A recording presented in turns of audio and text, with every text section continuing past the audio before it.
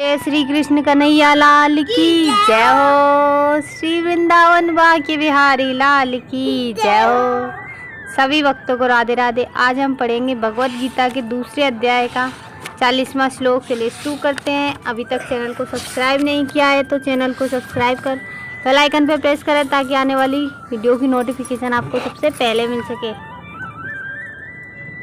नेहा भीक्रमाना क्रम नाशो अस्ति प्रत्यावायो न विद्यते स्वल्पम पश्यस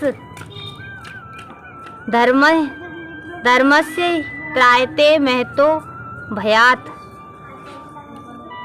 इस प्रयास में ना तो हानि होती है ना ही हास्य, अपितु इस पथ पर की गई अल्प प्रगति भी महान भय से रक्षा कर सकती है।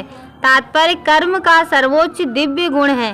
कृष्ण भावनामृत में कर्म या इंद्रिय तृप्ति की आशा न करके कृष्ण के हित में कर्म करना, ऐसे कर्म का लघु आरंभ होने पर भी कोई बाधा नहीं आती है, ना कभी इस आरंभ का विनाश होता है। भौतिक स्तर पर प्रारंभ किए जाने वाले किसी भी कार्य को पूरा करना होता है, अन्यथा सारा प्रयास निष्फल हो जाता है। किंतु कृष्ण भावनामृत में प्रारंभ किया जाने वाला कोई भी कार्य अधूरा रह कर भी स्थायी प्रभाव डालता है। अतः ऐसे कर्म करने वाले को कोई हानि नहीं होती, चाहे यह कर्म अधूरा ही क्यों ना रह जाए।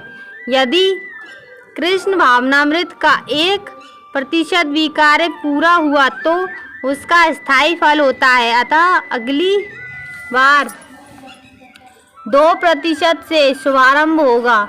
किंतु भौतिक कर्म में जब तक 100% सफलता प्राप्त ना हो तब तक कोई लाभ नहीं होता।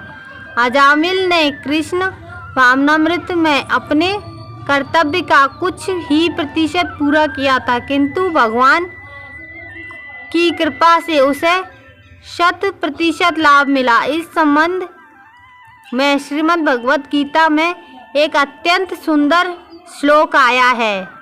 त्यक्त्वा स्वधर्म चरणाम्बुज हरे भर्जन पक्कोर्थ पत्ते तो यदि यत्र का बाहुद्रम भूद मुष्य की को वार्थ आप तो अभजता स्वधर्मतः। यदि कोई अपना धर्म छोड़कर कृष्ण भावनामृत में काम करता है और फिर काम पूरा ना होने के कारण नीचे गिर जाता है तो उसमें उसको क्या हानि।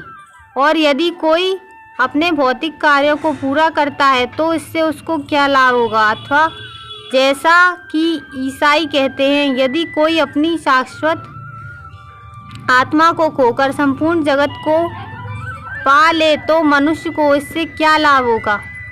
भौतिक कार्य तथा उनके फल शरीर के साथ ही समाप्त हो जाते हैं, किंतु कृष्ण भावनामृत में किया गया कार्य मनुष्य को इस शरीर के विनष्ट होने पर भी पुनः कृष्ण भावनामृत तक ले जाता है। कम से कम इतना तो निश्चित है कि अगले जन्म में उसे सुसंस्कृत ब्राह्मण परिवार में या धनीमानी कुल में मनुष्य का शरीर प्राप्त हो सकेगा, जिससे उसे भविष्य में ऊपर उठने का अवसर प्राप्त हो सकेगा। कृष्ण भावनामृत में संपन्न कार्य का यही अनुपम गुण है। आज के लिए इतना ही। कल पढ़ेंगे 41वां श्लोक इसी समय इसी चैनल पर। जब तक के लिए सभी को राधे राधे। जय राम जी की।